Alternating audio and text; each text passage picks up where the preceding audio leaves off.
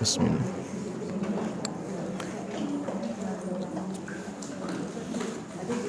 Assalamualaikum warahmatullahi wabarakatuh.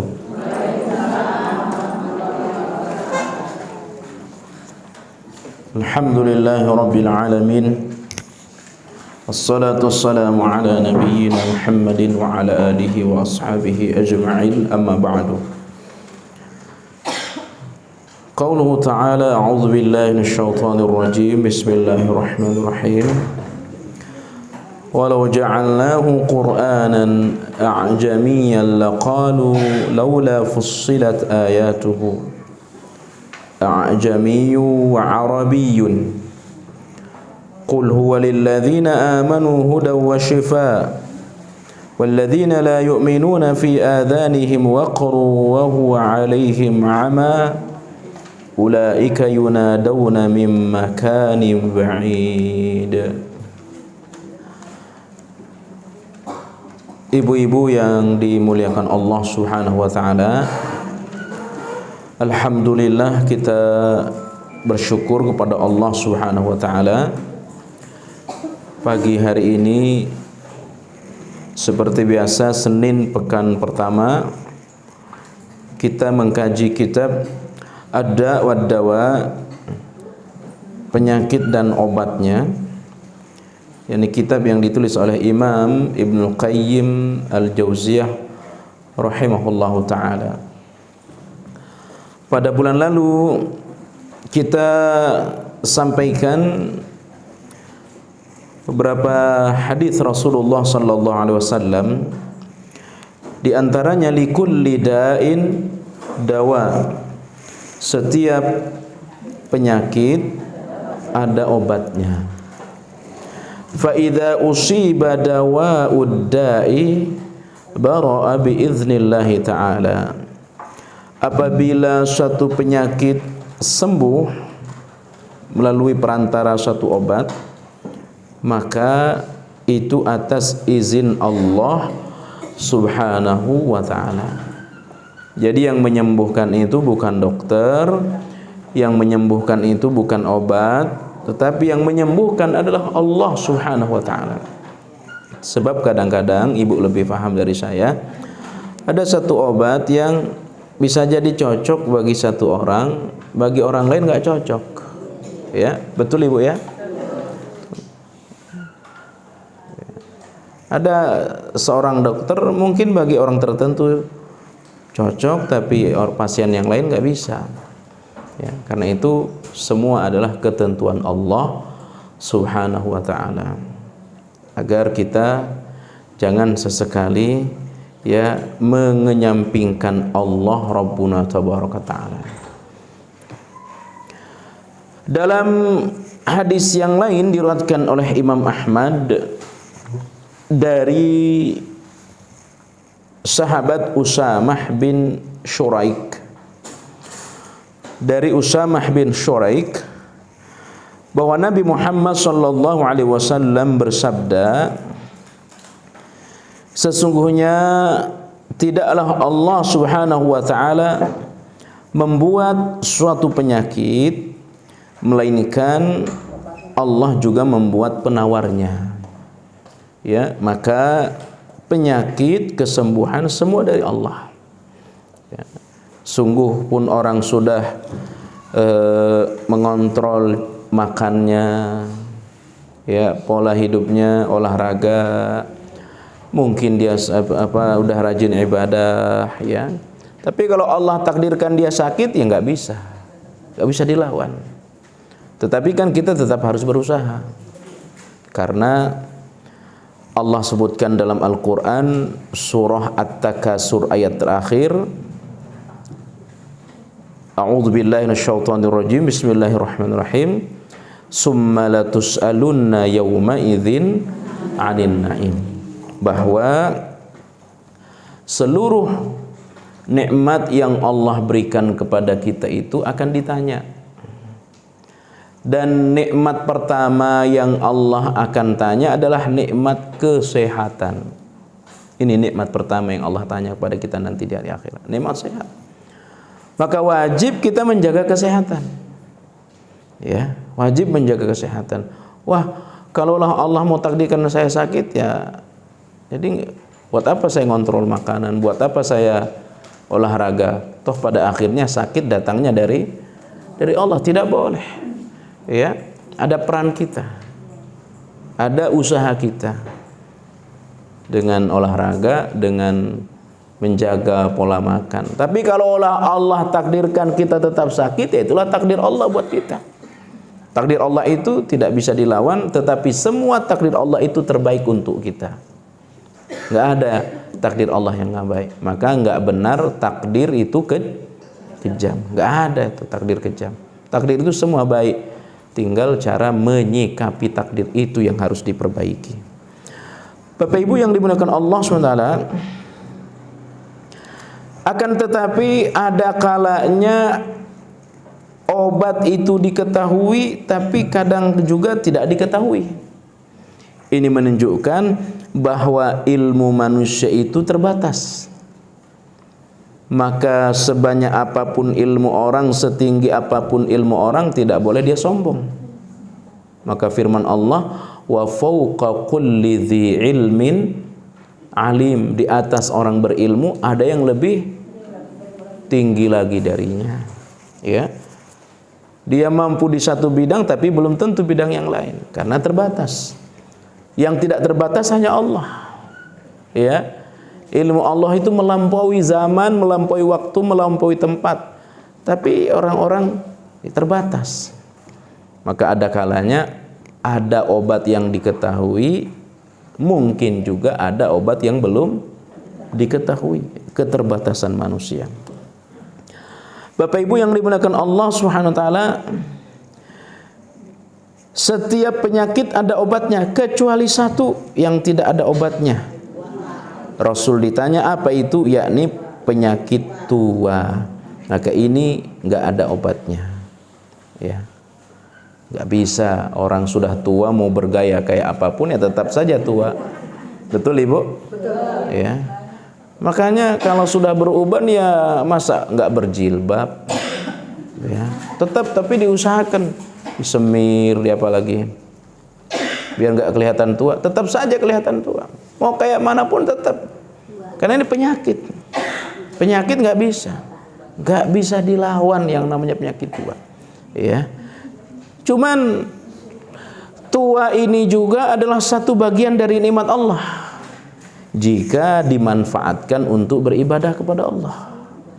Makanya Nabi menjamin orang yang paling baik itu siapa? Orang yang paling baik itu adalah orang yang paling tua dan paling rajin ibadah. Khairukum man tala umruhu wa hasuna amaluh. Orang yang paling baik di antara kalian adalah orang yang paling tua tapi paling rajin ibadahnya. Ya. Sebab apa? Tidak bisa dipungkiri kalau sudah tua semangat ibadah menurun. Selera makan menurun, semangat ibadah juga menurun. Mungkin semangatnya tidak menurun, tapi tidak didukung lagi oleh fisik. Tapi kalau ada orang berumur 80, 70 masih rajin duduk di majelis ilmu, ini luar biasa. Ada yang sudah berumur 70 di sini, Bu? Nah, ini luar biasa. Biasa. Ya. Nenek udah usia berapa? Udah berapa usia? Usia umur? Umur udah berapa? Masya Allah. Ini nikmat besar dari Allah. Belum tentu kita yang masih berumur 50 sampai 70 tahun. Karena rata-rata umur umat Muhammad itu berapa? 60 sampai 70. 75 masih kuat duduk di majelis ilmu, ini anugerah besar dari Allah Subhanahu wa taala. Tidak banyak yang melewatinya. Ya. Kalaulah ada, kata Nabi, yang berusia di atas 70, itu sedikit. Ya. A'maru ummati baina sittina wa sab'ina sanatan wa aqalluhum may yajuz Umur umatku itu berkisar antara 60 sampai 70. Yang lewat dari angka 70 itu sedikit. Ya. Jadi rata-rata umur umat Nabi Muhammad itu meninggal di usia 70 tahun. Ini dari Nabi. Ya. Kalaulah ada yang lewat dari 70, 80, itu sudah identik dengan penyakit. Yang lebih parah lagi, itu sudah rentan dengan apa? Pikun. Makanya kita harus rajin-rajin membaca doa agar terhindar dari pikun. Nah, ini doanya. Doa agar terhindar dari penyakit pikun.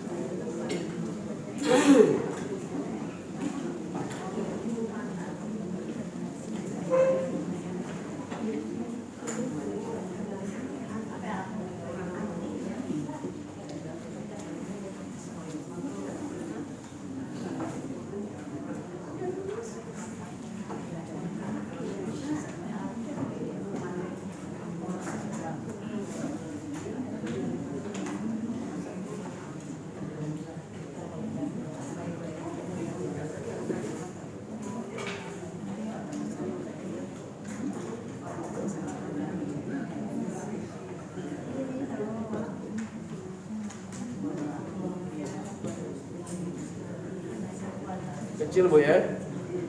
Iya, pepantang tulisnya kecil. Belum Ibu. Saya baru pulang dari pulau jadi saya belum fotokopi.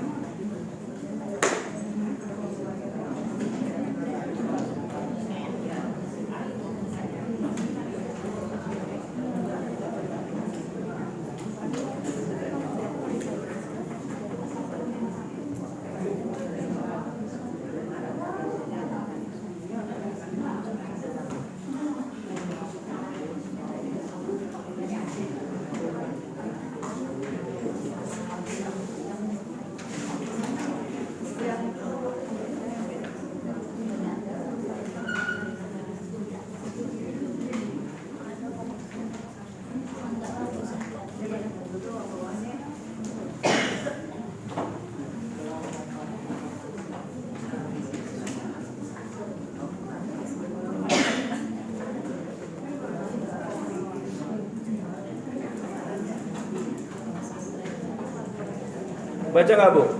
Baca. Baca ya. Depan kebaca ya.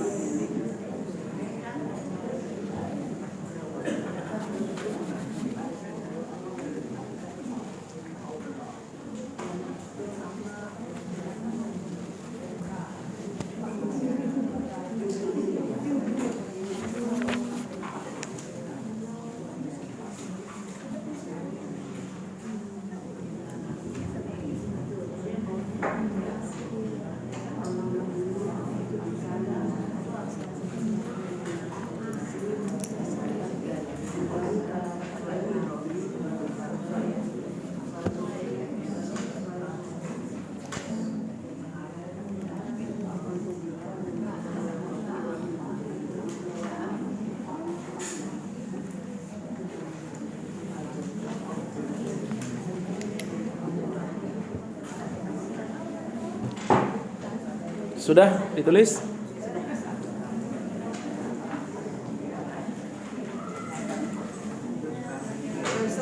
Sudah? Iya.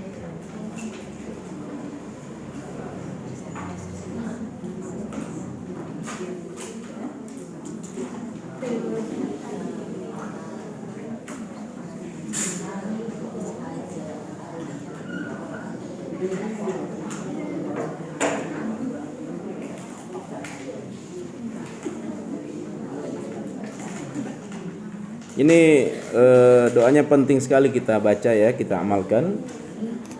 Allahumma inni a'udzubika, aku berlindung kepadamu ya Allah dari al-ajazi wal kasal ya, wal jubni wal harami wal bukhli, wa a'udzubika min adzabil qabri, wa a'udzubika min fitnatil mahya wal mamati. Aku berlindung kepadamu dari sifat ajaz ya, wal kasal pengecut ya, kemudian malas ya, kemudian aku berlindung kepadamu dari al-haram. Al-haram itu buruknya masa tua ya, buruknya masa tua. Ulas lagi ke atas Ustaz. Kenapa Bu? Aku berlindung kepada Allah. Aku berlindung kepadamu. Minal ajzi.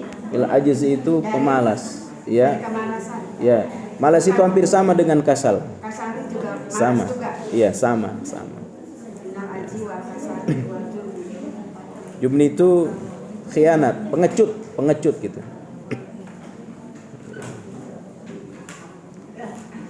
Penting sekali bagi kita yang sudah berumur 40 ke atas. Ya, doa ini harus sering-sering dibaca. Terutama yang ini.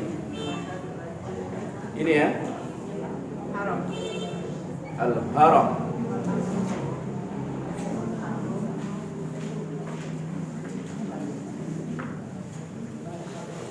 Sebab kalau sudah pikun, itu nyusahin orang. Ya, kasihan anak ya.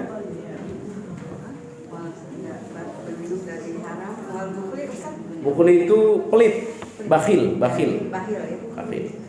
Pelit. Apa lagi? Kepadamu dari fitnah kubur. Ya. Fitnah kubur. Dan aku berlindung kepadamu dari fitnah hidup. Ya. Dan aku berlindung kepadamu dari fitnah kematian.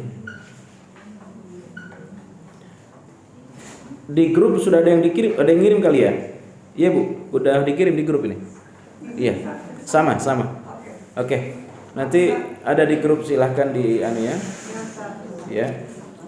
Jadi ini penting sekali doa ini. Ya. Jangan dikira juga yang masih berumur 30-40 ini enggak penting. Sebab kadang-kadang akal itu hilang kan enggak ngaruh usia. Ya. Jadi buruknya masa tua itu pikun. Di dalam Al-Qur'an Allah sebutkan summa radadanahu asfala safilin. Asfala safilin itu maknanya dua. Makna yang pertama yakni rendah di hari akhir, yakni neraka, rendah di dunia.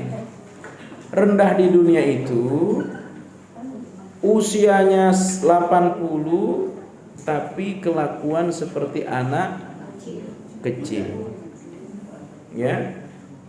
Seperti ya di bawah umur 5 tahun, seperti balita ya. Sehingga berangkat dia tahu, pulang tidak tahu jalan. Itulah yang disebut dengan pikun. Nah ini nggak ada obatnya, nggak ada obat, kecuali dia hanya dihindari saja sebelum pikun. Kalau sudah pikun udah nggak ada obat ya. Tapi dia harus dihindari. Bagaimana cara menghindari pikun? Tentu banyak berdoa. Yang kedua, senang membaca Al-Quran. Yang ketiga, banyak baca buku. Ya. Kemudian jangan terlalu fokus pada dunia. Ya. Itu diantara sebab orang pikun. Bapak Ibu yang dimuliakan Allah Subhanahu wa taala, jadi Nabi menyampaikan semua penyakit ada obatnya kecuali satu penyakit. Penyakit apa? Penyakit tua yang disebut tadi dengan pikun. Bapak Ibu yang dimuliakan Allah Subhanahu wa taala, penyakit itu mencakup mencakup penyakit hati dan penyakit jasmani. Jadi kalau disebut dengan penyakit dalam agama kita dua, penyakit hati dan penyakit jasmani. Dua-duanya itu ada obatnya. Dua-duanya ada obatnya. Nah, dari dua penyakit itu ada penyakit ketiga yang juga tidak kalah bahayanya. Ya, penyakit jasmani bahaya, penyakit hati bahaya. Tapi ada juga penyakit ketiga yang berbahaya. Ya, kalau penyakit jasmani saya sudah sampaikan doanya beberapa pertemuan yang lalu. Ada yang sudah hafal? Allahumma jannibni munkaratil akhlaqi wal ahwa wal a'mal wal adwa. Ya. Kalau yang haram ini cenderung kepada pikun, kalau doa yang barusan ini agar tidak stroke, itu doanya. Ya. Sudah pada hafal Ibu? Dia hafal. Agar tidak stroke, ini doanya. Aku berlindung kepadamu dari akhlak tercela, amalan yang tidak benar, hawa nafsu yang menggiring berbuat dosa, dan aku berlindung kepadamu dari penyakit-penyakit berbahaya, penyakit keras seperti apa? Stroke. Nah, itu doanya. Kenapa, Bu? Penyakit hati. Yang ketiga adalah penyakit yang tidak kalah bahayanya, penyakit kebodohan. Nah, ini. Jadi ada 3 model penyakit di dalam pembahasan ulama Ibnu Qayyim ini. Yang pertama adalah penyakit hati. Apa contoh penyakit hati? Ria, hasad, sombong, ujub. Apa ujub?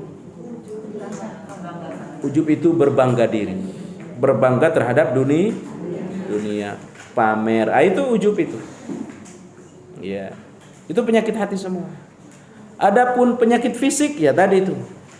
Ya tadi sampai pada puncaknya stroke. Itu puncak penyakit fisik. Ya. Penyakit yang ketiga kata beliau adalah al-jahlu, kebodohan. Maka al-jahlu minal maradhi, termasuk bagian dari penyakit. Ya. Obat dari penyakit bodoh apa? Ilmu. Ya. Obat dari penyakit kebodohan ilmu.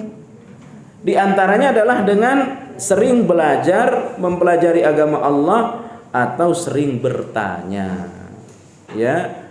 Maka apa yang meragukan kita dalam agama ini penting untuk ditanyakan. Ya. Maka firman Allah dalam Al-Qur'an surah An-Nahl ayat 43, fas'alu ahla dzikri in kuntum la ta'lamun. Sering-sering tanya pada orang yang paham. Ya. Surah apa tadi? An-Nahl 43. Fas'alu ahla dzikri in kuntum la ta'lamun. Maka ibu yang datang ke sini ini adalah untuk mengobati penyakit apa? Penyakit bodoh. Iya. Kenapa? Kita semua terhadap agama kita ini lebih banyak yang kita tidak faham daripada yang difahami.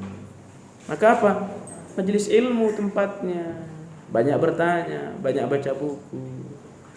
Bapak Ibu yang dimuliakan Allah Subhanahu wa taala, penyakit bodoh ini bukan hanya berbahaya terhadap dirinya, tetapi juga berbahaya kepada orang lain. Ya, berbahaya kepada orang lain. Seperti contoh di dalam hadis yang diriwayatkan oleh Imam Abu Dawud dari sahabat Jabir bin Abdillah, di mana kami pernah bepergian, kami pernah safar. Tiba-tiba di dalam safar itu ada salah seorang sahabat yang mimpi junub. Mimpi. Nah, akan tetapi orang mimpi junub wajib mandi besar. Tapi kepalanya ini sedang bengkak. Ada luka yang tidak boleh kena air. Dia bertanya kepada salah seorang sahabat, gimana ini saya? Satu sisi saya harus mandi, tetapi pada sisi yang lain kepala saya tidak boleh kena air. Karena yang jawab ini nggak paham, dia jawab tidak berdasarkan ilmu, berdasarkan kejahilannya. Oh enggak boleh, kamu harus mandi. Dia berwudu lalu mandi besar. Habis itu bukan sekedar sakit, mati. Ya, sahabat ini langsung mati. Kenapa berbahaya? Ya, nah inilah bahaya penyakit bodoh. Maka di dalam agama kita itu ada yang namanya rukhsah. Apa rukhsah? Keringanan. Ya. Orang yang sedang bepergian tidak wajib berpuasa. Bahkan ketika perjalanannya itu melelahkan, kalau dia berpuasa berbahaya terhadap dirinya, haram dia berpuasa. Ya. Tapi kalau bepergiannya tidak terlalu melelahkan, dia puasa biasa-biasa saja, maka lebih baik dia berpuasa. Ya. Demikian juga orang yang sedang sakit, ya. Ketika dia sakit boleh tidak berpuasa. Tapi ada sakit yang tidak lagi berpuasa, yakni sakit yang dimungkinkan tidak sembuh lagi. Maka dia tidak ganti, melainkan dia bayar fidyah. Ya. Tapi kalau sakit itu dalam perkiraan dokter masih mungkin sembuh, tidak boleh bayar fidyah. Ya. Kecuali ibu hamil.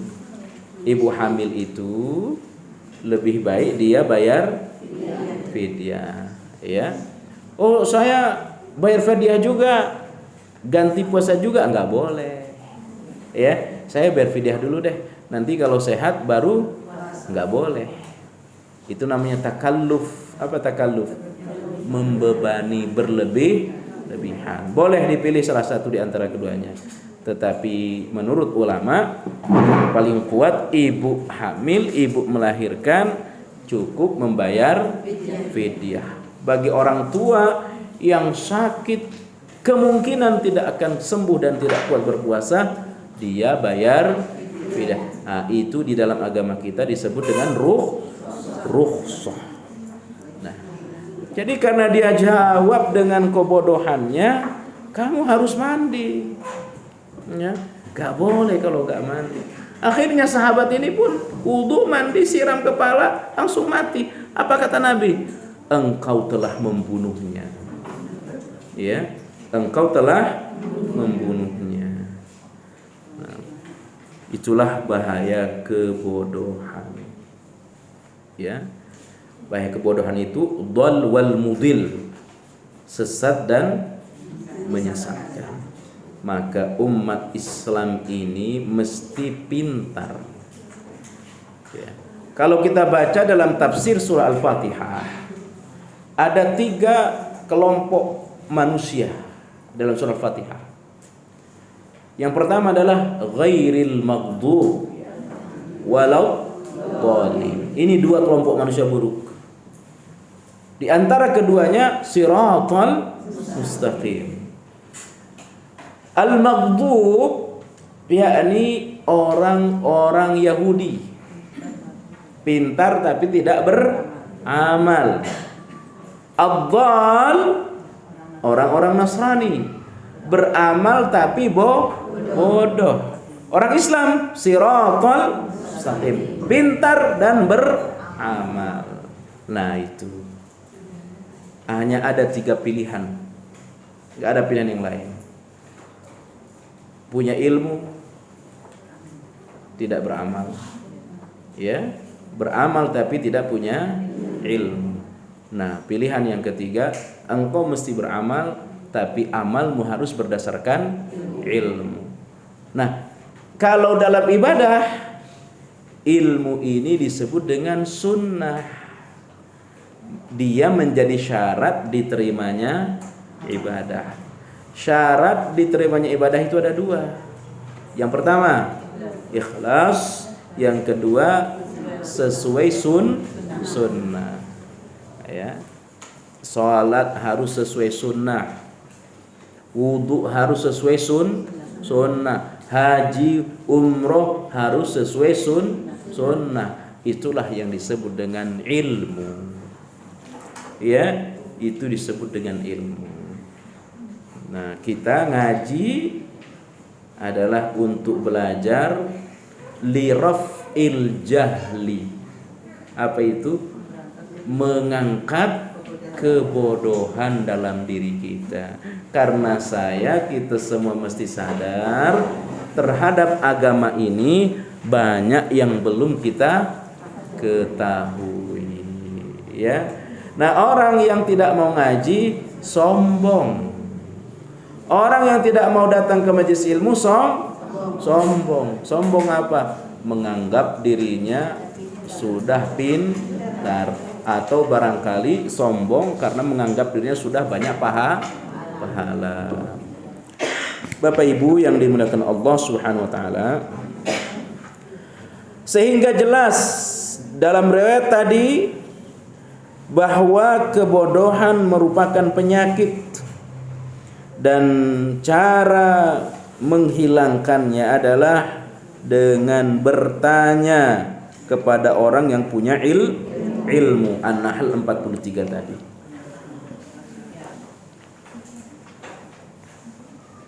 Oleh sebab itulah, maka sumber segala obat itu adalah Al-Quran. Ya, sumber segala obat adalah Al-Quran. Hal ini Allah firmankan pada surah Fussilat. Surah keberapa?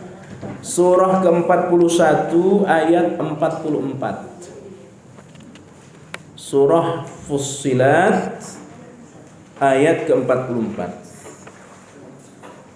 Saya bacakan. Walau ja'alnahu Qur'anan a'jamiyan laqalu laula fussilat ayatuh a'jamiyyun wa arabiyyun qul huwa lilladzina amanu hudan wa shifaa. Al-Qur'an ini petunjuk, ya, petunjuk bagi orang-orang bodoh, petunjuk bagi orang-orang yang belum faham, wa shifaa, dan dia juga obat. Obat hati termasuk obat tubuh, Al-Qur'an. Ya. Jadi Al-Qur'an ini sumber segala obat. Obat kebodohan dia sebagai petunjuk. Obat penyakit jasmani dan penyakit hati. Ya, yakni Al-Qur'an. Maka dia disebut dengan syifa. Apa artinya syifa? Obat, obat hati, obat jasmani, dan juga obat kebodohan. Walladzina la yu'minuna fi adhanihim waqrun wa huwa 'alaihim ama. Orang yang enggak percaya terhadap Allah, tidak percaya terhadap Al-Qur'an, maka terhadap Al-Qur'an ini di telinga mereka itu enggak senang dengerin Qur'an. Ya, enggak betah dengerin Qur'an. Betahnya itu kalau udah dengerin musik. Kalau udah denger nyanyian, oh betah dia. Kalau udah ngerumpi, menggibah, menceritakan orang, betah dia. Tapi kalau dengar Quran, males. Makanya kata guru saya, orang yang susah tidur suruh baca Quran. Baru baca satu halaman udah tidur dia. Ya. Orang yang susah tidur suruh datang ke majelis ilmu. Setengah jam ustaz ceramah udah tidur dia. Tapi kalau depan konser, ya, melek, ya, apalagi datang caleg-caleg bawa duit, itu nggak bakal melek, ya. Tapi kalau datang ke majelis ilmu, setengah jam ngantuk, ya. Tapi lebih bagus, lebih baik datang ke majelis ilmu meskipun tidur, tetap dapat pahala, ya, tetap dapat pahala. Ya, ulaika yunaduna min makanim ba'id. Maka itu adalah orang-orang yang akan dipanggil dari tempat yang jauh. Jadi tempat mereka nanti jauh dari surga. Orang yang tidak menjadikan Quran sebagai petunjuk hidupnya. Allah juga sebutkan dalam Quran surah Al-Isra, surah ke-17 ayat 82. Wa yunazzilu minal Qur'an ma huwa shifaa'un. Dan kami turunkan dari Al-Qur'an sesuatu yang menjadi penawar. Wa rahmatul lil mu'minin, dan rahmat bagi orang-orang beriman. Wala yazidu zalimina illa khasar. Dan bagi orang zalim, ya, Al-Quran ini kerugian. Al-Quran ini beban bagi mereka. Tapi bagi kita, Al-Quran ini penyejuk hati. Maka ada doa Nabi, Allahumma ij'alil Qur'ana rabi'an. Ya Allah, jadikanlah Quran itu sebagai penyejuk hati. Ya, itu Nabi saja berdoa seperti itu, tapi nggak usah ditulis, nanti saja. Ini aja belum hafal. Al-Isra ayat 82. Ya. Ya. Al-Quran itu rahmah, ketenangan.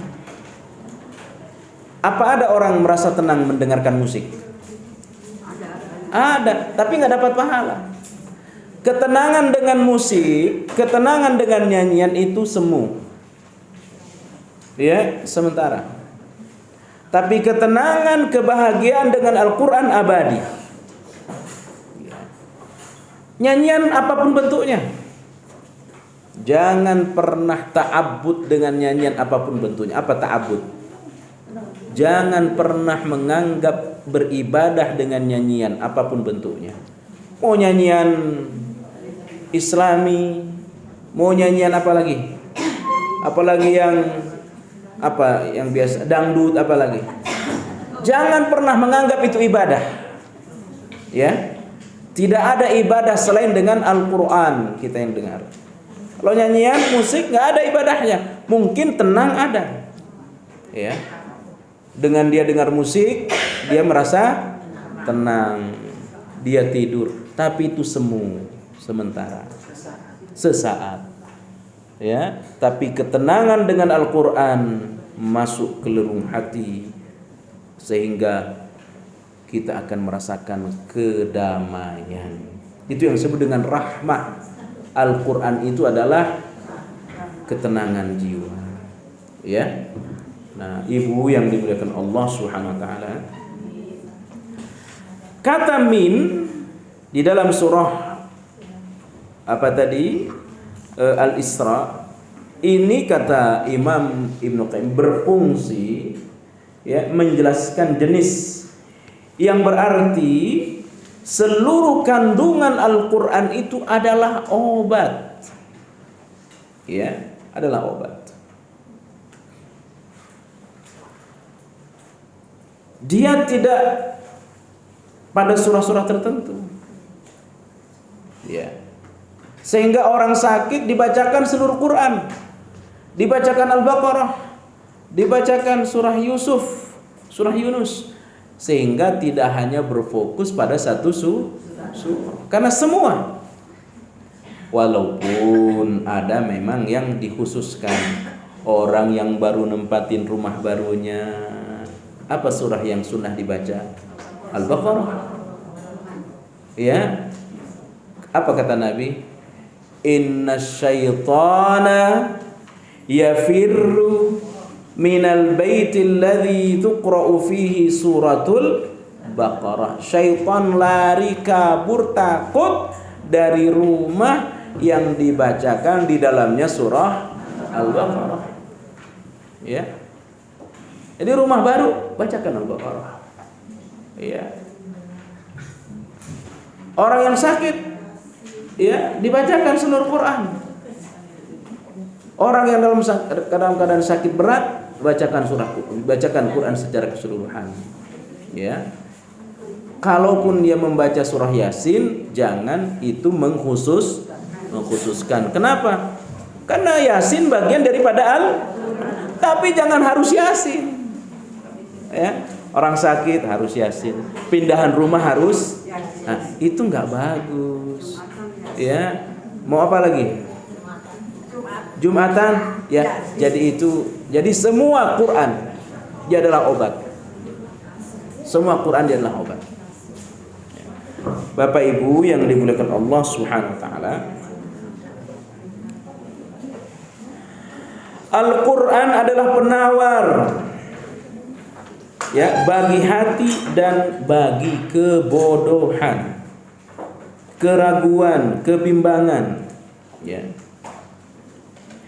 Allah Subhanahu wa taala tidak pernah menurunkan obat yang paling bagus dari langit melebihi bagusnya Al-Quran.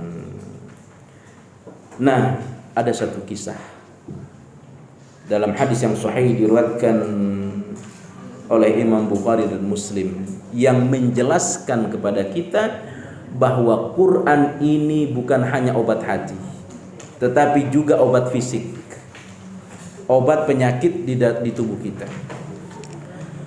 Dalam hadis yang diriwayatkan oleh Imam Bukhari dan Muslim dari sahabat Abu Sa'id Al-Khudri radhiyallahu anhu, ia menceritakan beberapa orang sahabat Nabi Muhammad sallallahu alaihi wasallam menempuh satu perjalanan singgah di sebuah perkampungan Arab Badui. Ya, mereka singgah di kampung-kampung, bisa dikatakan Arab Badui. Para sahabat ini saat mereka singgah bekal mereka habis, dan meminta kepada orang-orang Arab Badui untuk dijamu. Tapi orang Arab tidak menjamu mereka. Tapi kalau orang Arab kota, sebelum diutusnya Muhammad biasa menjamu tamu. Ya, karena akhlak orang Arab itu sudah bagus sebelum diutusnya Nabi Muhammad sallallahu alaihi wasallam. Ya. Yang paling bagus akhlaknya saat itu sebelum Nabi diutus ya orang Arab. Makanya Nabi diutus di Arab. Ya. Nah, ini Arab Badui pedalaman. Kedatangan tamu tidak dijamu. Tapi ada syaratnya kata mereka. Kami mau menjamu kalian dengan syarat obatin kepala suku kami. Karena kebetulan kepala suku mereka sedang sakit. Iya. Obatin. Nah, ini menjelaskan juga kepada kita, kalau kita biasa ke pedalaman, masyarakat itu rela melakukan apa saja untuk kepala sukunya. Ya. Sehingga saya pernah ke pedalaman Sulawesi Tengah. Ada satu kampung mu'allaf. Itu semua masuk Islam. Kenapa? Karena kepala sukunya lebih dulu masuk Islam. Ya. Nama kepala sukunya itu Bapak Pesawat. Di situ apa yang terlihat baru itu jadi nama. Ya, baru melihat pesawat lahir anaknya dikasih nama Pesawat. Dia punya anak namanya Bapak Radio. Ini benar Bu, karena saya datang ke situ. Dikirim dari pedalaman ke sana. Bapak kepala sukunya masuk Islam. Setelah bapaknya masuk Islam, anaknya masuk Islam, sehingga satu kampung masuk Islam. Ya. Nah, ini sama seperti yang dialami para sahabat. Mereka datang ke perkampungan, kelaparan minta dijamu, gak mau mereka. Ada syaratnya, kami akan menjamu kalian. Obatin kepala suku kami, karena kepala suku kami sedang sakit. Nah, para sahabat jadi punya harga. Gak mau kami ngobatin kecuali kalian memberi 30 kambing kepada kami. Ya, ini kata sahabat. Kecuali kalian memberikan kepada kami 30 domba. Kata orang Arab Badui, jangankan 30, lebih dari itu kami kasih, asal kepala suku kami sembuh. Akhirnya disepakati, dibacakan Al-Quran. Dalam hal ini surah Al-Fatihah. Ya, dibacakan surah Al-Fatihah, kepala sukunya langsung sembuh. Ya, ini nyata, tidak pakai obat, tidak pakai apa ini kalau dokter apa disuntik, ya, tidak pakai pil, tidak pakai obat, tapi dibacakan surah Al-Fatihah langsung sembuh. Ya, penyakit fisik bukan penyakit hati, ya, langsung sembuh. Jadi ini kisah nyata menunjukkan kepada kita bahwa Al-Quran itu obat yang paling mujarab terhadap penyakit, termasuk penyakit fisik. Kenapa tidak terjadi zaman sekarang? Karena ada ketergantungan kepada manusia. Sakit dikit ingat obat, sakit dikit ingat dokter, sakit dikit dibawa ke rumah sakit mana ini. Lupa obat yang paling bagus. Sakit dikit ambil Quran. Ibu sakit panggil anaknya, tolong anak baca Quran di samping ibunya. Ya, ini obat yang paling utama. Ya, ketergantungan kepada Allah. Makanya yang dilakukan Nabi dan para sahabat ketika sakit apa? Letakkan tangan kanan di posisi yang dikeluhkan. Sakit apa? Contoh, sakit kepala. Letakkan tangan kanan di kepala, baca bismillah 3 kali, lalu sambung dengan a'udzu bi'izzatillahi wa qudratihi min syarri ma ajidu wa uhadiru. Baca 7 kali. Sudah diamalkan apa belum? Sudah ibu semua? Iya. Ini yang dilakukan Nabi dan para sahabat ketika sakit. Ya. Baca Quran. Letakkan tangan kanan di posisi yang kita keluhkan. Sakit perut, sakit apa? Letakkan tangan di perut. Bismillah, bismillah, bismillah. A'udzu bi'izzatillahi wa qudratihi min syarri ma ajidu wa uhadhiru. Baca 7 kali. Berarti semua 10 kali. Bismillah 3 kali, doanya 7 kali, 10 kali. Baca pelan-pelan. Yakin kepada Allah. Karena penyakit dari Allah, kesembuhan dari Allah. Penyakit dari Allah minta kesembuhan ke dokter. Penyakit dari Allah minta kesembuhan dari obat, nggak bisa. Ya, obat dokter itu jalan terakhir. Ya, jalan terakhir. Jalan pertama yang harus ditempuh Quran. Jalan pertama yang ditempuh adalah ruqyah mandiri. Ini penting, Bu. Ibu-ibu yang belakang sudah hafal belum doa tadi? Ya. Coba ikuti. Bismillah. Bismillah. Bismillah.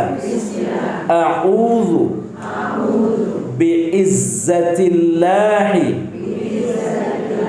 wa qudratihi min syarri ma ajidu wa uhadhiru. Bismillah.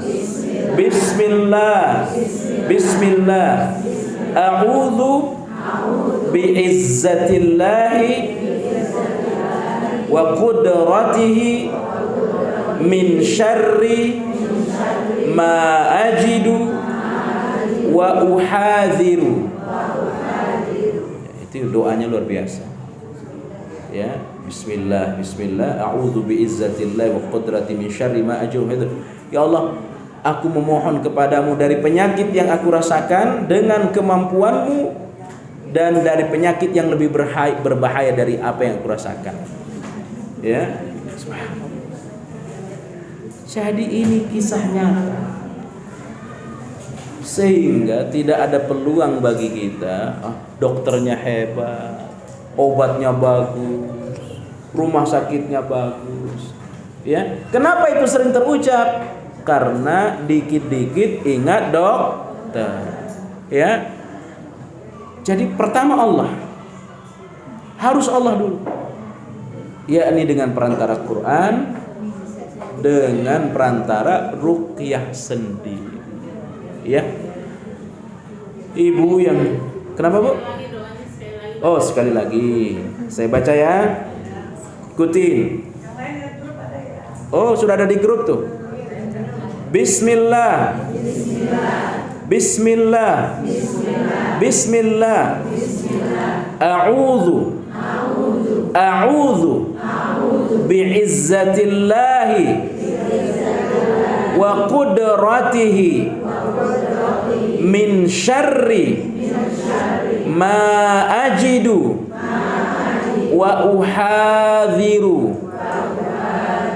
A'udzu bi'izzatillahi wa qudratihi min syarri ma ajidu wa uhadhiru.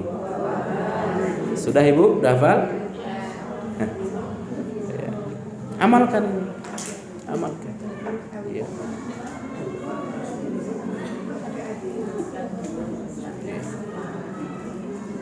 Jadi kembali kepada kisah tadi.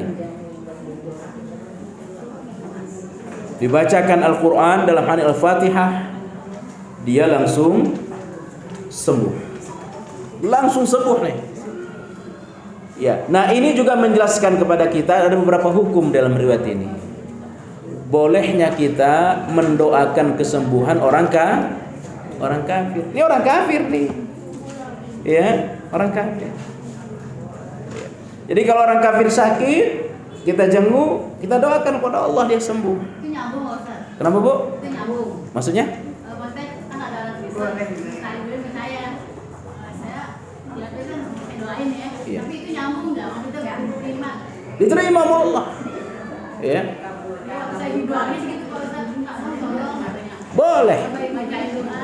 Boleh. Gitu. Iya. Ya, alhamdulillah saya tolongin gitu ya. Mau dong kayak gitu katanya dibacain. Iya. Boleh, nyambung. Ya. Jadi kembali kepada riwayat tadi, menunjukkan kepada kita bahwa dari kisah tadi, pertama bolehnya kita mendoakan orang kafir untuk kesehatan. Tapi mendoakan keselamatan nggak boleh. Maka ngucapin salam selamat kepada orang kafir nggak boleh. Kenapa? Karena keselamatan itu miliknya orang Islam. Ya. Nah, ini besok pergantian tahun beriringan dengan tahun baru dan perayaan Natal. Jangan coba-coba mengucapkan selamat pada mereka. Dan kalau ada bagi-bagi apa biasanya? Kue dan sebagainya, jangan pernah diterima, haram hukumnya. Gak boleh kue, makanan yang kaitannya dengan perayaan agama mereka, haram kita terima. Sama, ya, sama, duit gak boleh. Kenapa? Karena itu kaitannya dengan keagamaan. Tapi kalau kaitannya dengan kemanusiaan, boleh. Tiba-tiba kita sakit, datang orang kafir, bantu rumah sakit, bantu kesehatan, boleh. Tapi kalau dia memberi kaitannya dengan perayaan agama, tidak boleh. Ya. Gimana, Bu? Oh, nanti pertanyaannya nanti. Nanti saya selesaikan dulu nih. Saya selesaikan. Ya. Sebentar. Saya selesaikan dulu materinya. Ya. Semangat ibu-ibu ini. Bismillah.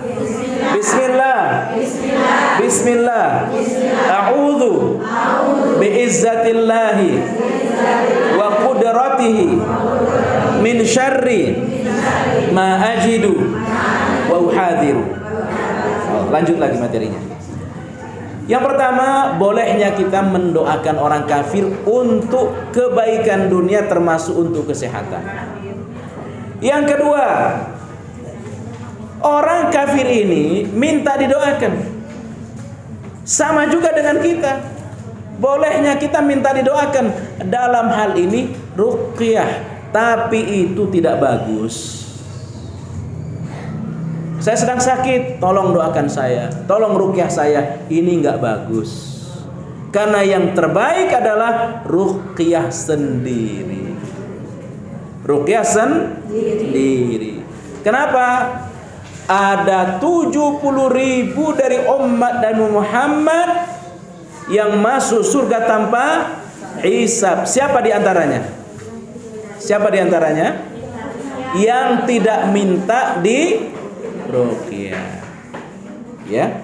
Maka kalau sakit, jangan bermudah-mudahan, tolong doakan, tolong bacakan ini, tolong. Jangan bermudah-mudahan seperti itu. Maka yang paling bagus kita sendiri yang mendoakan diri kita, atau sebelum dia minta didoakan, kita doakan. Kita doakan, bacakan Quran kepadanya, bacakan Al-Fatihah kepadanya sebelum dia minta. Kalau dia dibacakan, ya, dibacakan Quran, dibacakan Fatihah, diruqyah, tidak termasuk yang meminta di ruqyah. Ya. Nah, yang berikutnya, kisah ini kemudian diceritakan kepada Nabi. Ya Rasul, kami begini dan begini. Lalu mereka memberikan kepada kami 90 domba, 90 kambing. Boleh enggak? Halal enggak ini kepada kami? Kata Nabi, halal. Ya, halal. Sehingga menjadi pelajaran bagi kita, tidak masalah ya sesuatu yang sifatnya urusan agama kemudian diberikan upah. Ya, asal bukan itu niatnya. Kalau itu niatnya, hilanglah kebaikannya. Ya, seorang guru ngaji, muridnya banyak, lalu dibawain beras oleh orang tuanya, Kalau di kampung kami dibawain beras, dibawain kelapa, ya, itu boleh. Ya, asal bukan itu niatnya. Ya. Ibu saya guru ngaji. Ya, ibu saya guru ngaji. Kadang kalau ada yang khatam dibawain kelapa atau dibawain minyak. Ya, kalau di kampung kami masih menggunakan minyak kelapa. Sehingga ibu saya tidak perlu beli minyak lagi. Itu boleh. Tapi kalau jadi guru ngaji biar dapat itu yang haram. Ya. Itu yang enggak boleh. Dan apa yang diberikan dari upaya seperti meruqyah, mengajar, kalau dia dapat sesuatu tidak akan mengurangi niat ikhlasnya. Tapi kalau memang itu niatnya, Allah akan campakkan dia kepada kecelakaan. Ya.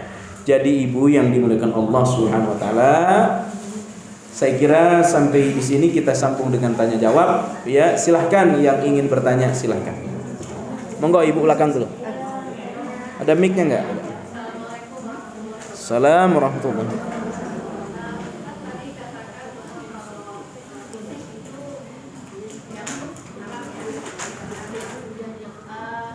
Tadi saya tidak mengatakan haram, cuma dia